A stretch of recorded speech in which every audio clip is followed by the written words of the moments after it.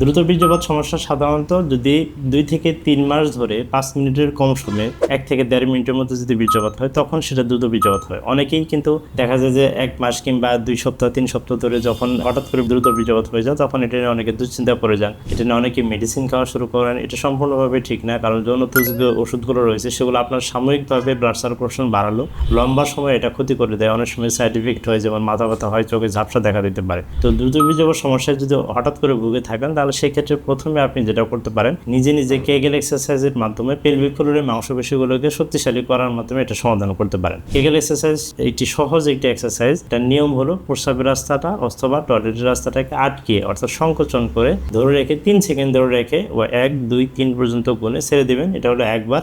এইভাবে প্রতি বেলা 10 বার করে দিনে 2 বেলা করতে পারেন। কেগেল এক্সারসাইজ খুবই কার্যকরী। সাধারণত 4 থেকে 6 সপ্তাহ যদি অথবা 8 সপ্তাহ যদি আপনারা একটানা কেগেল এক্সারসাইজ 1 বেলা অথবা 2 বেলা করে যদি করতে পারেন সেক্ষেত্রে দ্রুত বীর্যপাত সমস্যার সমাধানের জন্য এটা খুবই কাজে দেয়।